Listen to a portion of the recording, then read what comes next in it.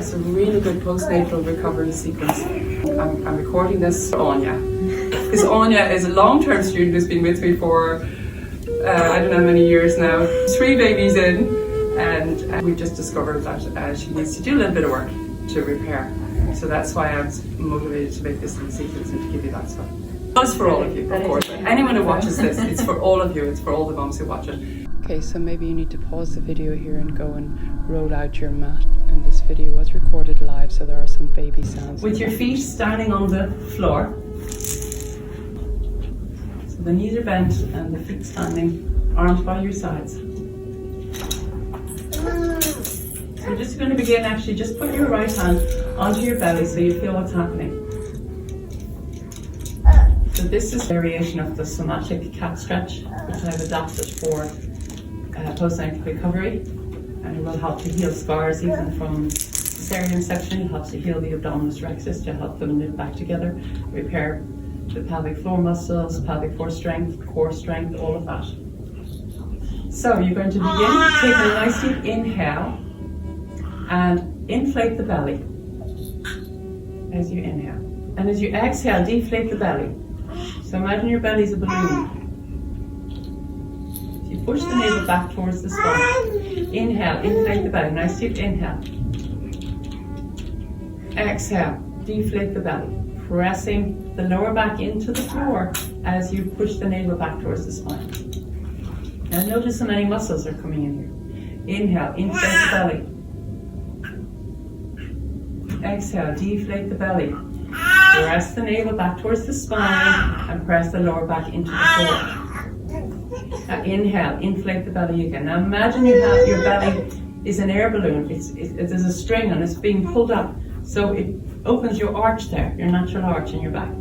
And then as you exhale, deflate, press the navel back towards the spine and press the lower back into the ground. So the arch is gone now. You're pressing in very strongly. Also press your feet to the floor to strengthen it a little bit more. And inhale, inflation, arch. Exhale, deflate, flat. And press the feet to the floor. Notice how many more muscles are coming in your pelvis when you press those feet to the floor. Release, inhale, inflation, arch. Exhale, deflation, flatten. Press the lower back into the floor, navel moves back towards the spine. Inhale, inflate and arch. Exhale, deflate and flatten. And we're going to press the feet down.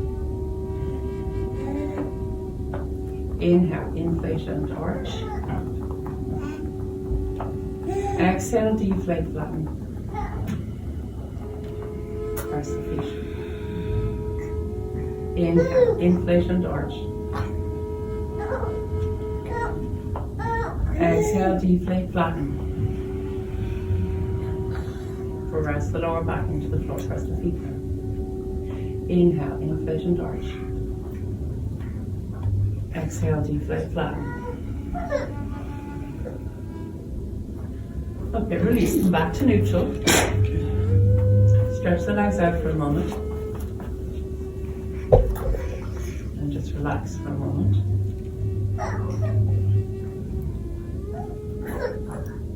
Bend the knees again, bring the feet to standing again. So we're going to start moving into the next exercise by starting with that somatic stretch, okay? So inhale, inflate and arch. Exhale, deflate, flatten. Navel back to the spine. Press the feet to the floor. Now keep all those muscles held tightly. Keep them held. And peel your tailbone off the floor and push the hips up towards the ceiling.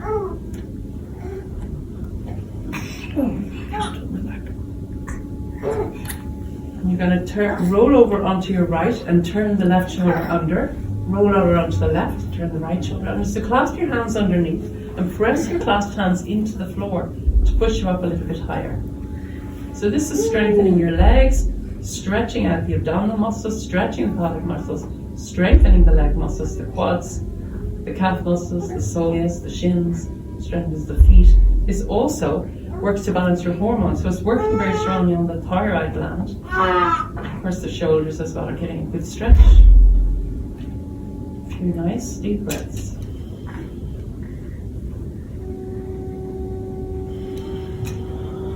One more nice deep breath. And then we're going to release slowly. So you uncurl the shoulders one by one. And then slowly ease yourself down, vertebra by vertebra. Nice and slowly, and the last place to come down is the sacrum. That's the last place to touch the ground, is that back of the pelvis. And then we just rest for a moment. This allows everything to release. And it's also important to stay down there after that one, so that you, it's a stage 2 to what happens with the thyroid. Is your thyroid gland not getting a rush of fresh blood, which is helping to cleanse and balance your thyroid gland, which is responsible for so many processes in the body. So you've just rejuvenated your whole system really by those two simple exercises. Okay, so now we're getting ready to turn over. So in order to turn over, we're going to do it in a very gentle way, just like a baby does. So you stretch out your left leg, and you're going to press your right foot into the floor, and this will allow you to turn over very easily. This is how babies learn to roll over. If you watch them, we can learn a lot from our babies. So you roll over very gently and push your right hand and your right knee into the floor and come up onto all fours. Very, very simply. So you're on all fours now with your knees hip width apart and your hands shoulder width apart, knees under the hips, and your wrists are under the shoulders. And this is the starting position for our next pose, which is the downward facing dog. Tuck the toes under. Take a nice deep inhale. As you exhale, push your hips up and back towards the ceiling, coming into our downward facing dog. So you're going to be on the balls of the feet, and you're going to bend the knees slightly, push away from the hands, lengthen the spine upwards. And then you're going to alternately bend and straighten each leg, very, very slowly, alternately, and you can make it a little faster as you go, but keep it synchronized with your breathing. So bending and straightening. So this is actually working the abdominals in a way that's helping to repair the abdominal muscles and bring the abdominis rectus in particular, bring it back together nicely and very safely. So repair any separation damage that you have, combined with the other practices that you've done before, and then also combined with this next relaxing pose, child's pose. You come down, widen the knees, bring the arms in front of you, fold the forearms, and rest your forehead in your folded forearms. So the hips are moving back down towards the heels. If they don't come down towards the heels, if they don't come down too far, you can tuck a little pillow or a cushion in between your heels and your buttocks. So the idea is that the spine is lengthening and relaxing. And this is also very calming for the mind. So this is a nice one to finish on. It changes you over to your parasympathetic nervous system, which is the relaxation mode. So it'll allow you to relax. So just surrender into it, and we're going to stay here for a few moments.